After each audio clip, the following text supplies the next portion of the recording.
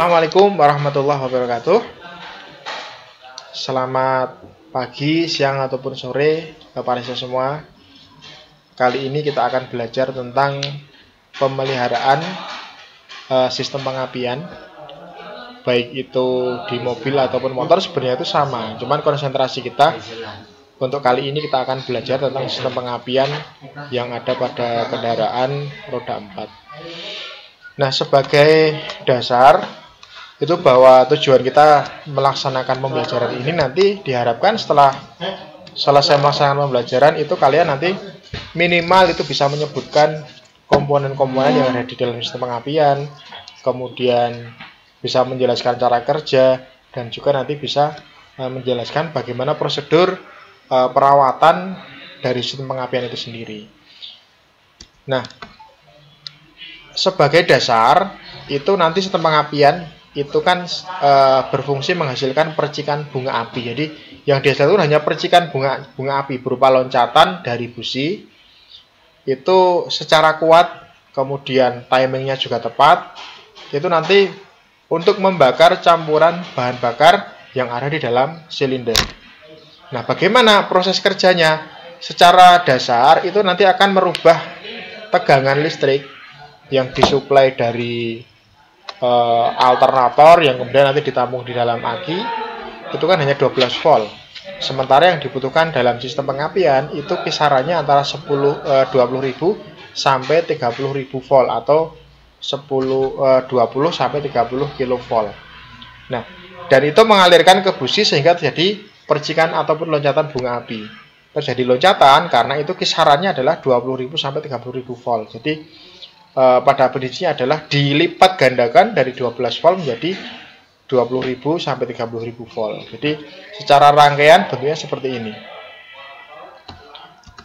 Nah, sebelum nanti kita bicara lebih jauh, itu sistem pengapian kita klasifikasikan atau kita bagi menjadi dua. Ada yang sistem pengapian AC, ada sistem pengapian DC.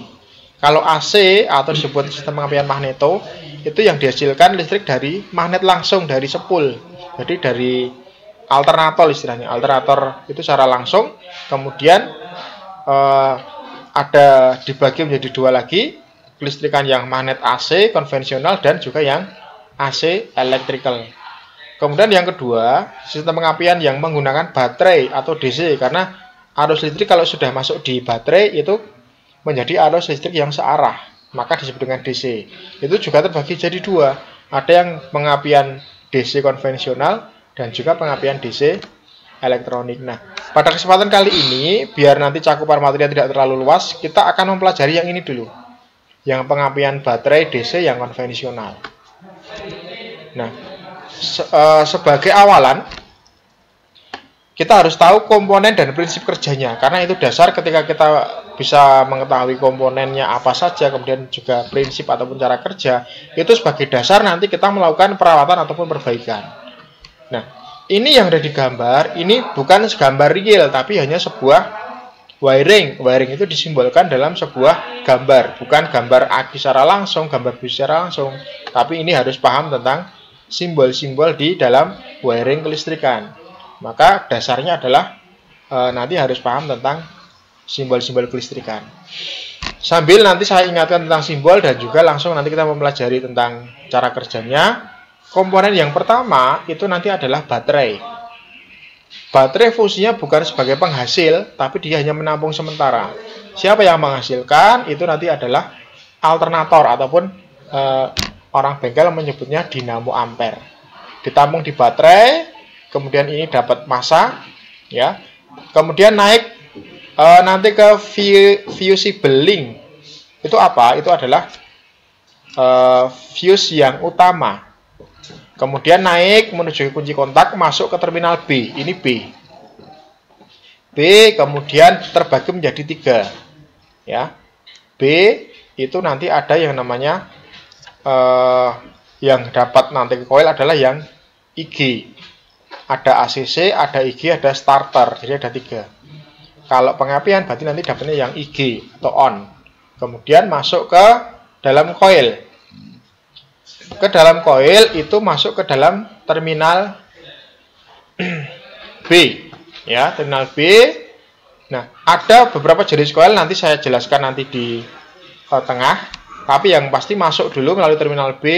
Kemudian di sini ada tahanan, ya. Tahanan ada dua jenis, ada yang internal, ada yang eksternal. Kemudian masuk, kemudian kepada kumparan primer. Ada dua kumparan di sini, ada primer dan sekunder. Yang primer itu keluar, ya, keluar itu menuju ke platina, ya. Jadi masuk melalui terminal B, kemudian melewati kumparan primer, ini lilitan kawat dan inti besi, kemudian keluar melalui terminal min atau minus, ini menuju ke platina. Nah, di platina itu cara kerjanya adalah nanti dia membuka dan menutup. Secara detail nanti akan saya jelaskan lagi. Jadi intinya ini buka dan nutup. Jadi di sini disebut dengan distributor. Dari kata distribusi, dia mendistribusikan arus listrik yang dari koil. Jadi ini di sini ada platina, kemudian di sini ada kondensor, ini menuju ke massa. Dia bekerja dengan cara membuka dan menutup. Nah, yang keluar dari sini adalah arus tegangan tinggi. Ya, kemudian masuk ke distributor, ini dipisah, tapi secara real nanti gambarnya numpuk jadi satu. Distributor itu dari kata distribusi, maka dia mendistribusikan arus listrik yang mana masuknya 12 volt, keluarnya itu adalah 20.000 sampai 30.000 volt. Nah, ini didistribusikan melalui rotor. Rotor dari kata rotari, dia berputar. Berputar, kemudian membagi menjadi 4 jenis busi atau 4 nomor busi ini. Kenapa 4? Karena kebetulan yang kita bahas adalah 4 silinder. Kalau silindernya 3 berarti nanti adalah 3 silinder. Baru nanti dihubungkan ke busi.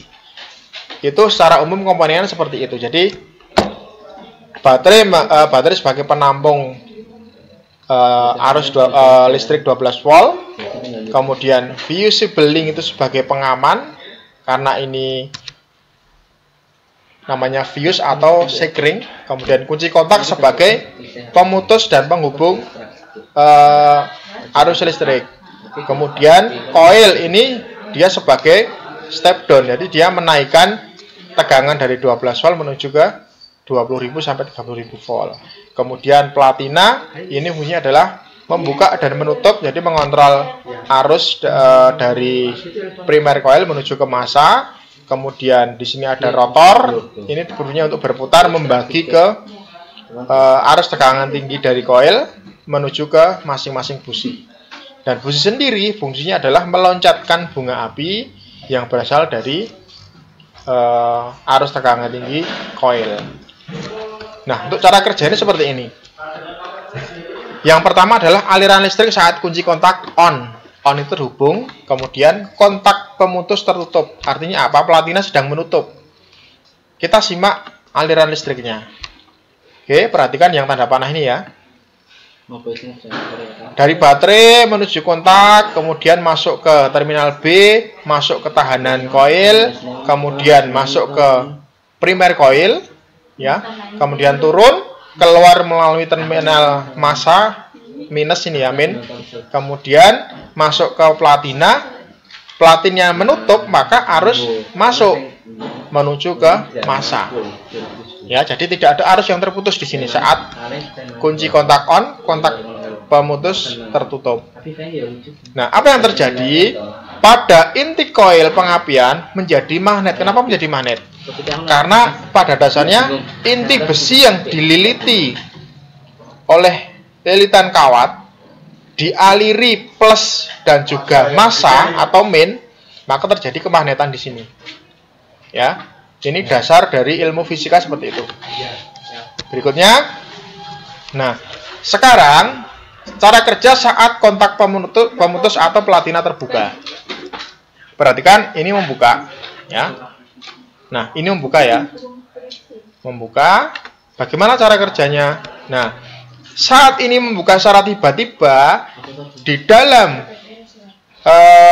coil, ya, kumparan yang sekunder, terjadi tegangan induksi ya dari koil pengapian itu kisarannya di angka 20.000 sampai 30.000 volt.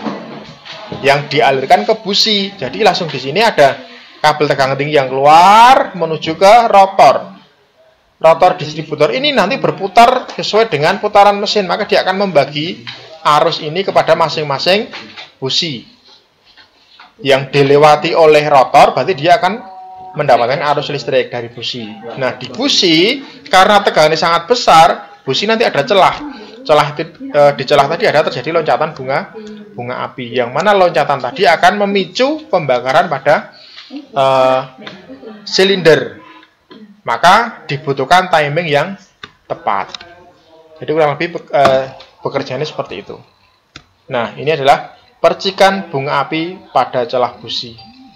Maka kalau busi itu kok nanti berupa celahnya rapat, tidak ada percikan bunga api. Jadi lompatan bunga api terjadi karena tegangan induksi dari koil yang sangat besar, maka mengalir ke busi terjadi loncatan. Nah, sekarang kita bahas tentang koil pengapian. Seperti yang saya utarakan di awal tadi, bahwa fungsinya adalah sebagai step up atau trafo untuk merubah tegangan dari 12 menjadi 20-30 ribu volt.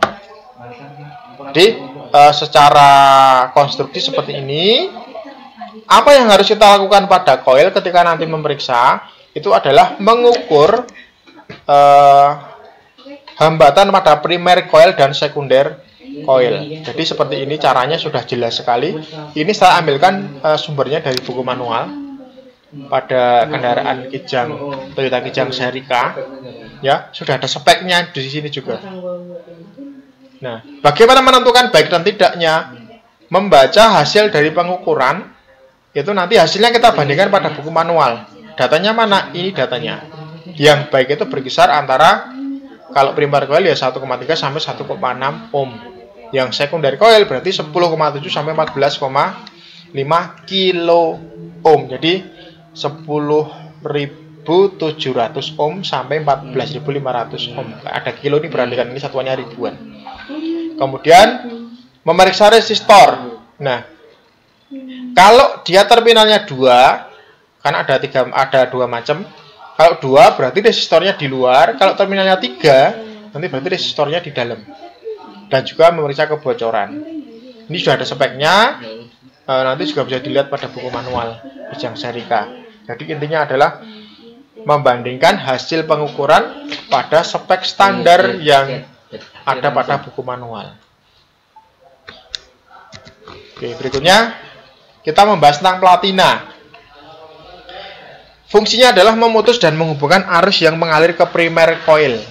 Jadi yang di primer coil itu kan diputus dan dihubungkan. Yang massa itu mengalir terus dari baterai. Kemudian yang main itu dikontrol oleh platina ini. Kan dia buka nutup. Membuka, nutup, buka, nutup terus secara terus-menerus sesuai dengan putaran pada mesin. Nah, karena dia itu membuka dan menutup, dan di sini ada arus yang cukup besar, maka biasanya terjadi apa? Kerak. Buka, nutup, jadi kerak. Bagaimana perawatannya? Memastikan kondisi di sini bersih, kemudian kontak pemutus yang berhubungan itu nanti adalah rata. Jadi rata. Ya. Jadi posisi kontak yang benar yang mana? Ini yang paling benar. Ini harus dibetulkan. Ketika tidak tepat juga harus dibetulkan. Nah, kemudian sudut duel. Sudut duel itu apa? Sudut duel atau bahasa Inggrisnya cam angle. Itu adalah sudut tutup platina, di mana besar sudut yang menunjukkan lamanya platina menutup. Berarti ketika platina ini mulai membuka dan mulai menutup, itu ditunjukkan dalam sebuah sudut, namanya adalah sudut duel atau cam angle. Jadi di sini letaknya. Point open, ini poinnya membuka di sini. Kebetulan yang dicontohkan ini adalah segi 6, maka ini menggunakan 6 silinder. Kalau menggunakan 4 silinder, berarti nanti seginya 4. Ini adalah poros knock. Ya, ini saat poin close atau menutup. Ini adalah saat kunci kontak membuka. Saat platina membuka. Jadi membuka, menutup, membuka. Ini kalau kita tarik menghasilkan sudut dengan satuan derajat. Oke. Nah, berapa hitungannya? Sudut duel itu dihitung 60% dari sudut pengapian. Diatur melalui penyetelan celah platina. Jadi, kisarannya berapa celah platina itu? Sekitar 0,4 sampai 0,5 mm. Mengikuti spek setiap mobil berbeda-beda. Nah, perhatikan kuncinya, semakin besar celah platina, maka akan semakin kecil sudut duel. Jadi berbanding terbalik, ya. Kalau platina nih dibesarkan sudutnya, duelnya akan semakin kecil. Jadi berbanding terbalik. Oke, seperti itu. Jadi sudut duel itu mempengaruhi besar arus listrik ke koil pengapian dan tegangan industri yang tegangan induksi yang dihasilkan. Next, cara memeriksa dan menyetel sudut duel.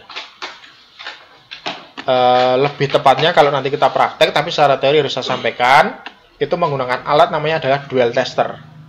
Dengan cara mesin itu harus hidup, kemudian sudut duel itu akan terbaca pada duel tester dengan cara ini dipasang, yang plus dari duel tester nanti dipasang ke negatif coil atau yang masuk ke platina, kemudian yang negatif dari duel tester nanti dihubungkan ke ground, bisa ke bodi mobil ataupun nanti bisa menghubungkan dengan negatif aki. Nah, kemudian disetel dengan cara tutup distributor dibuka, kemudian kendorkan pengikat platina. Ini harus praktek kalau ini, tapi secara teori harus saya sampaikan dulu. Kemudian tempatkan obeng pada tepat pada penyetelnya, kemudian putar searah jarum jam untuk memperkecil sudut dan sebaliknya. Jadi kalau pengen diperbesar berarti diputar secara berlawanan jarum jam. Kemudian kalau sudah tepat nanti dirakit tutup distributornya, hidupkan mesinnya, dan berapa sudut duel akan terbaca nanti di alat. Kalau misalkan hasilnya kok lebih besar dari standar, berarti harus dikecilkan. Berarti kebalikannya, kalau dikecilkan berarti celah platina harus diperlebar atau diperbesar. Kalau di sini pengen memperbesar, berarti celah platina harus diperkecil. Jadi pada prinsipnya kuncinya adalah kebalikan antara celah platina dengan sudut duel. Nah, kemudian di sini ada kondensor. Nanti cukup sampai di sini dulu. Nanti saya sambung lagi dengan video yang berikutnya. Terakhir komponen nanti sampai di ini, sampai ke kabel tegangan tinggi dulu. Jadi kondensor itu fungsinya adalah menyerap arus listrik saat platina terbuka. Jadi saat platina membuka, itu arus listrik yang harusnya ke massa itu ditampung dulu di kondensor, sehingga kecepatan pemutusan arus lebih tinggi dan induksi tegangan tinggi dari koil meningkat. Jadi kondensor ini juga sangat vital. Kalau dirangkai nanti kira-kira seperti ini rangkaiannya. Intinya adalah saat arus dari platina dibuka itu kan terputus, masuklah nanti sementara ke tampungan sini. Ibarat air itu adalah tampungan, masuk ke sini dulu, baru nanti ketika arusnya membuka ini keluar. Jadi menampung sementara saat platina membuka. Nah, efeknya apa ketika kondensor tidak tepat? Itu adalah terhadap keausan pada platina. Jadi keausan itu karena ini arus listrik yang dia membuka menutup, terjadi percikan bunga api, efeknya nanti di sini. Jadi mudah berkerak, kemudian mudah aus, itu karena salah satunya adalah efek kapasitas kondensor yang tidak tepat. Jadi punya kapasitas ibarat tampungan, ya punya besaran tampungan yang masing-masing berbeda antar kondensor. Kondensor atau kondensator itu sama. Nah, kemudian distributor itu untuk mendistribusikan, dari kata distribusi ya, mendistribusikan atau membagi listrik ke tegangan tinggi dari koil ke busi sesuai dengan urutan pengapiannya. Kalau 4, kalau seperti yang kita bahas nanti di Kijang, berarti nanti ada yang namanya firing order atau FO. Itu urutannya adalah 1, 3, 4, 2. Kalau kebalik bagaimana? Ya efeknya nanti kemungkinan bisa hidup, tapi dia akan meledak-ledak pembakarannya. Jadi karena apa? Saatnya belum tepat dibakar, dia sudah dibakar. Jadi tidak sesuai dengan porsi dan waktu yang ditentukan. Oke, ini distributor diletaknya di sini. Intinya dari aki atau baterai masuk ke kontak, masuk ke koil. Koil itu nanti dikontrol oleh platina biar menghasilkan tegangan output yang keluar ini dilipat gandakan menjadi 20.000 sampai 30.000 volt, baru nanti dibagi oleh rotor dengan cara dia mutar sesuai dengan urutan pengapian yang menuju ke busi. Ini desainnya seperti ini. Kemudian, nah terakhir ini dulu ya, kabel tegangan tinggi. Ini menghantarkan arus listrik dari koil ke busi. Jadi kalau melepas itu ada prosedurnya juga. Ini ada yang salah, jangan dilepas di sini. Lepas pada kepalanya biar nanti tidak putus di dalam. Kemudian pemeriksaannya dengan cara diukur tahanannya.